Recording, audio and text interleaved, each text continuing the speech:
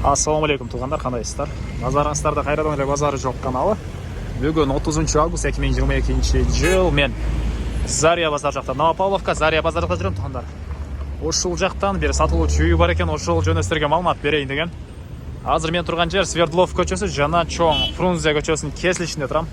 Сатылуучу үй ушул Свердлов көчөсү менен түз түшүп барганда ата журт конушуна жайгашкан. Бул жерден аралык үйгө чейин 900 метрдей болуп калат тугандар.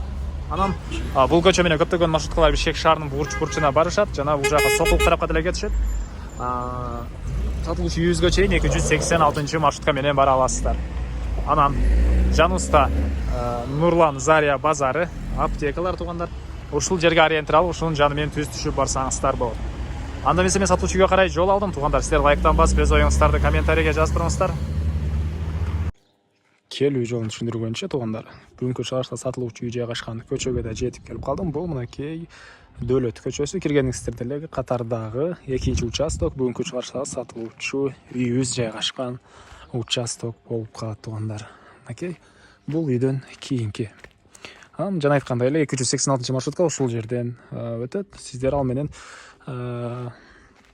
мындайдан Дордойго чейин бара аласыздар. Сум, Гойн, площадь баарына сиздерди тыштап өтүп кетет. Андан ары бул мынакей сатылуучу үйүбүздүн көчө тарабы. Жердин аянты 6 соток экен тугандар. Батыш чек арасы бул жерден башталат. Чыгыш чек арасы Алкошунанын Пескоблоктон болгон заборуна чейин болуп калат.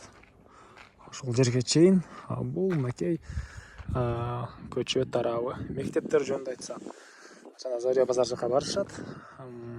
Садиктер, частный садиктер бар экен жана бул жака деле жаңы мектептин проектиси түшкөн чоң жер ажыратылды дейт үй ээлери. Бул жакта жаңы мектепке да жер ажыратылып, жакын аралыкта жаңы мектеп деле болот деген оюн айтты. Андан ары суу, свет бар экен. Суу, свет бар тугандар.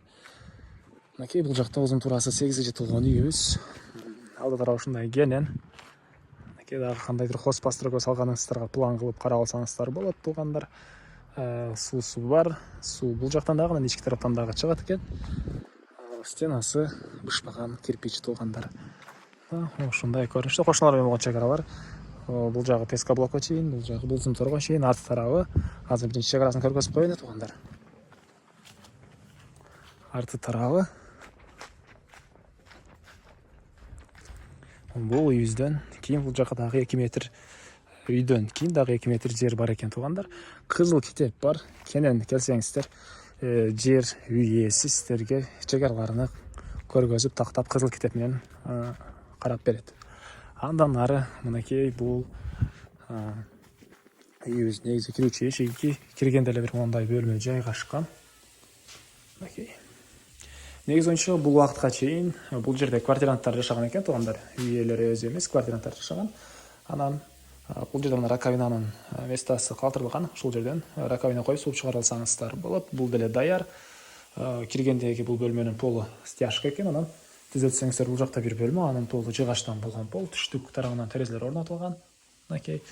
Анан бул жакта дагы бир бөлмө. Бул жакта дагы бир бөлмө жайгашкан. Бул кухня экен. Ушундай. Андан ары. Дагы эмне маалыматтар калды тугандар? Айтылбаган. Мына ушундай конуш тугандар. Кызыл китеп бар документтер боюнча. Жери 6 соток. Басымы $29,000 деп атышат. Сүйлөшүү болот тугандар. Эсин номерин экранга калтырам. Базар жок каналынан көрүп чалаттык эле деп чалсаңыздар жакшы арзандатып кылып берем деп айтты үй ээлери. Андыктан базар жок каналынан көрүп чалатабыз деп айта бересиздер. Достор менен, группалар менен бөлүшсөңүздөр мага үй ээсине жана кимдир бир ушул сыяктуу үй издеген болсо, ошол да мастер чоң жардам берген боласыздар.